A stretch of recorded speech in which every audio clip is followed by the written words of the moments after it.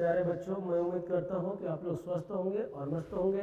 तो जो हमने स्पीड टेस्ट लिया था, वह स्पीड टेस्ट के जो 10 क्वेश्चन हमने किए थे, उन 10 क्वेश्चन को एक बार हम देखते हैं कि कहाँ पर हम लोगों ने गलती किया है और कहाँ पर हम लोगों ने सही किया है। और आप लोगों के जो स्पीड टेस्ट हुए थे, उस स्पीड टेस्ट के रिजल्ट आपके वीके कैंपस के टेलीग्राम पर आपका रिजल्टों को दे दिया गया है। तो आप लोग अपना रिजल्ट भी देख लीजिए कि आपने कितना गलत किया है और कितना सही किया है, और कौन सा क्वेश्चन आपको समझ में आ रहा था, कौन सा क्वेश्चन नहीं समझ में आ रहा था, वो आप यहाँ पर देख सकते हैं। क्लियर है? तो पहला क्वेश्चन है, बहुत ही सिंपल क्वेश्चन है, 0 लेवल से करूँगा। जो लोग रूल पढ़े हैं रूल पे ध्यान देंगे। बोला है, पेन थोड़ी सी चेंज भी करूँगा। प्रश्न में बोला है,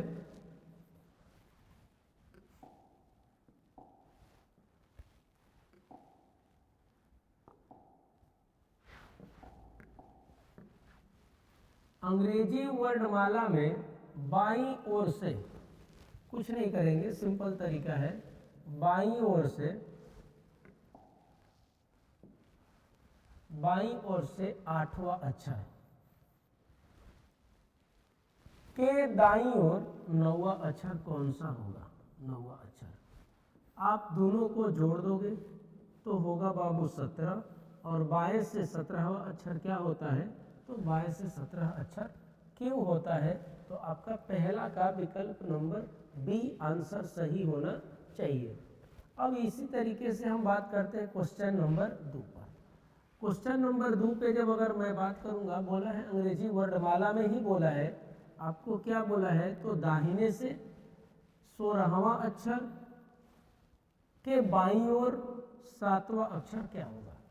एल और आर है तो जुटेगा, तो आर बराबर में यहाँ पर जोड़ करके कह देंगे कि गुरुजी कितना होगा? 23। जब आप 23 कहोगे तो यह मेरा मान किस में है? तो आर में है।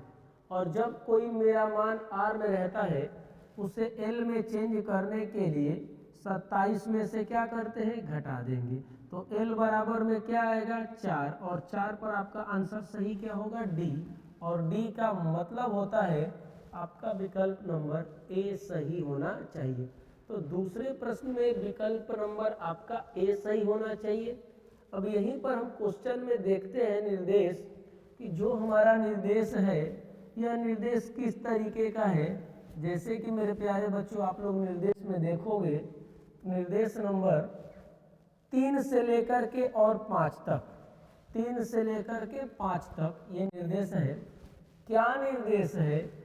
यदि अंग्रेजी वर्णमाला को विपरीत क्रमों में लिखा जाए तो, यानी 3 नंबर भी विपरीत क्रम में है, 4 नंबर भी है और 5 नंबर भी है, विपरीत क्रमों में लिखा जाए तो बोला है बाईं ओर से, तो हमने लिखा बाईं ओर से। 8वें अक्षर के दाहिने 7वां अक्षर क्या होगा? आप लोगों को मालूम है कि अगर वह विपरीत क्रमों में करेगा तो मैं भी उसे क्या करता हूँ? ट्रिक लगा करके और विपरीत करूंगा। तो 8 है तो यहाँ पर भी 8 होगा, 7 है तो 7 होगा, लेकिन यह एल है तो यहाँ पर क्या हो जाएगा? आर, और आर है तो क्या होगा? एल। अब इससे मुझे कोई मतलब नहीं है। अब 8 और 7 जोड़ देंगे तो आर बराबर में क्या होगा? 15। यह मेरा मान आर में है, तो 27 में से 15 को क्या करेंगे? घटाएंगे। एल बराबर 12, और 12 22 से 12वां अक्षर क्या होता है? तो 22 से 12वां अक्षर एल होता है। तो यहाँ से हम लोग प्रश्नों को इस तरीकों से कर सकते हैं। अब हम देख रहे हैं क्वेश्चन नंबर 4। क्वेश्चन नंबर क्या देखा मेरे प्यारे बच्चों? 4 देखा। तो क्वेश्चन नंबर 4 में जब हम देखेंगे कि क्वेश्चन नंबर 4 क्या होगा, तो बोला है विपरीत क्रम में ही दाईं ओर से 12वां अक्षर। तो मैंने लिखा बाबू आर बराबर में 12, दाईं ओर से 12वां अक्षर के दाईं ओर 5वां अक्षर कौन सा होगा? दोनों ही मान आर आर में है, तो इसे हम ट्रिक लगाएंगे और लगा करके, आर है तो यहाँ पर एल बराबर में 12 और आर है तो एल बराबर में 5। अब दोनों ही मान, ऊपर वाले से कोई मतलब नहीं, दोनों ही मान किस में है? एल एल में है, तो एल बराबर में क्या होगा? 7 होगा, और 22 से 7वां अक्षर क्या होता है? तो 22 से 7वां अक्षर जी होता है और जी का मतलब होगा विकल्प नंबर सी। तो इस तरीके से क्वेश्चन नंबर जो 4 होगा वह 4 का विकल्प नंबर सी आपका आंसर सही होना चाहिए। ठीक उसी तरीके से अगर मैं आता हूं और विकल्प नंबर देखता हूं कि विकल्प नंबर 5वां का कौन सा विकल्प सही है।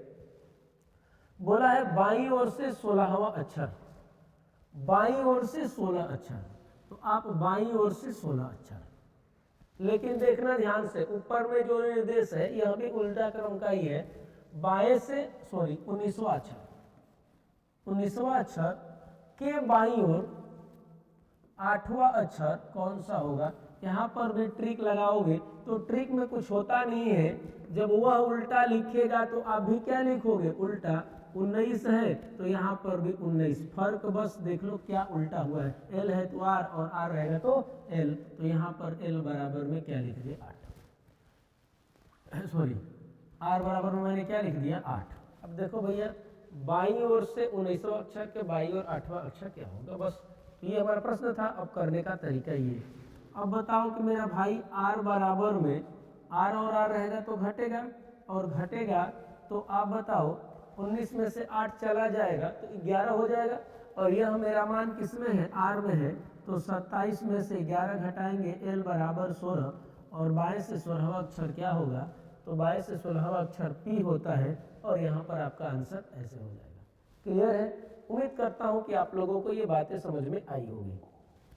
अब मैं आता हूँ क्वेश्चन नंबर 6 नंबर पे कि 6 नंबर क्वेश्चन का क्या होगा जवाब। तो ये क्वेश्चन नंबर जो आप 6 देख पा रहे होंगे, बोल रहा है यदि अंग्रेजी वर्णमाला के द्वितीय अर्धांश को विपरीत क्रमों में लिखा जाए, ध्यान देंगे द्वितीय अर्धांश को विपरीत क्रम में लिखा जाए, मेरा रूल बनता है कि अगर मेरा मान 22 से 14 हो या 14 से ज़्यादा हो तो हम 40 में से घटा करके आंसर देते हैं। बहुत ही खूबसूरत तरीकों से आप लोगों को मैंने ABCD लिख करके दिखाया है, तो यहाँ पर मैं टाइम वेस्ट नहीं करूँगा, है ना। द्वितीय अर्धांश को विपरीत क्रम में लिखा जाए तो बाईं ओर से, तो आप यहाँ पर लिखोगे बाईं ओर से 21वां अक्षर के बाईं ओर 5वां अक्षर क्या होगा। तो भैया बाईं और बाईं से रहेगा तो घटेगा, सिंपल तरीका है ना। तो L बराबर क्या होगा 16, तो 22 से 16 है ना, तो इसको हम क्या करेंगे 40 में से 16 घटाएंगे, क्या हो जाएगा 24, और 24 पर क्या होता है x, तो ये आपके आंसर सही होने चाहिए x। क्लियर है? कोई दिक्कत होगा तो कमेंट में हमें लिख देना, मैं कमेंट का जवाब दूंगा, हो सकेगा तो मैं वीडियो भी बना दूंगा। तो क्वेश्चन नंबर 7 नंबर जो क्वेश्चन है, बोला है अंग्रेजी वर्णमाला में दाईं ओर से, दाईं ओर से बोला भैया अंग्रेजी वर्णमाला में ना उल्टा ना पुल्टा कुछ भी नहीं, तो बस अंग्रेजी वर्णमाला में दाईं ओर से 7वां अक्षर के बाईं ओर 9वां अक्षर के दाईं ओर चौथा अक्षर कौन सा होगा। कुछ नहीं करेंगे, डायरेक्ट हल करेंगे। आर बराबर में 9 और 7 कितना हो जाएगा 16, और आर बराबर में क्या होगा 4 घटेगा, तो आर बराबर में क्योंकि दोनों ही मान आर में है तो 16 में से 4 चला जाएगा तो क्या होगा 12, यानी दाहिने से दिया है, इसे बाएं में चेंज करने के लिए 27 में से 12 को क्या कर दूंगा माइनस कर दूंगा, तो कितना होगा 15, और 15 पर क्या होता है ओ, तो यहाँ पर 7 नंबर क्वेश्चन का सही जवाब ओ होगा। क्लियर है? अब यहाँ पर क्वेश्चन नंबर 8वां है, और ये 8 नंबर जो क्वेश्चन क्या कह रहा है, कह रहा है 8वां नंबर क्वेश्चन मेरे भैया, निम्नलिखित अंग्रेजी वर्णमाला में द्वितीय अर्धांश को विपरीत क्रमों में लिखा जाए, तो द्वितीय अर्धांश को विपरीत क्रम में लिखा है, द्वितीय अर्धांश को रूल वही रहेगा कि जब मेरा मान 22 से 14 हो या 14 से ज्यादा होगा तो 40 में से घटा देंगे। तो यहाँ पर बोला है कि बाईं ओर से 18वां अक्षर के दाईं ओर 6वां अक्षर क्या होगा। अंग्रेजी वर्णमाला में द्वितीय अर्धांश के अक्षरों को विपरीत क्रम में लिखा जाए तो बाईं ओर से 18वां अक्षर के दाईं ओर 6वां अक्षर क्या होगा। बस यहाँ पर हम करेंगे भाई, जोड़ेंगे, तो n बराबर में कितना होगा 24, यह मेरा मान 14 से बड़ा है तो 40 में से 24 को घटा देंगे, क्या होगा 16, और 16 पर अक्षर क्या होता है तो P होगा, और P का मतलब विकल्प नंबर B होगा। तो यहाँ पर उम्मीद करते हैं कि आपको क्वेश्चन नंबर 9 का विकल्प B समझ में आया होगा।